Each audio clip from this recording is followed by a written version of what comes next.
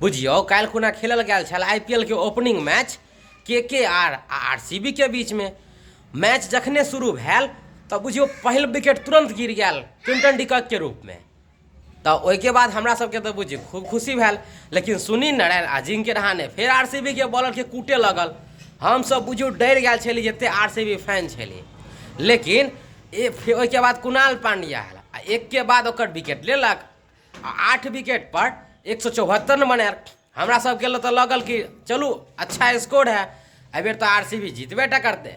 लेकिन जखन RCB के बल्लेबाज आयल बैटिंग करऽ के लेल, खास करके फिल शॉट आ विराट कोहली, हमरा सबके एते उम्मीद नहीं छल कि एते एहन तरीका से जीतत। बाप रे बाप की कहू, KKR के बॉलर के तो बुझू एकदम क्विट के रख देलक। आ पावरे बोले में हमरा सबके पता चल गया छल कि ई मैच तो RCB आसानी के साथ जीतत। आ बुझियो IPL के आगाज एते नीक तरीका से हेतै से हमरा सबके नहीं पता छै।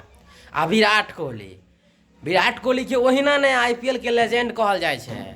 बताओ तो, नॉट आउट रहल आ अपन टीम के जिता के सेहो लेलक। आ साथ में वो अपन विराट कोहली 56 हाफ सेंचुरी सेहो मारलक।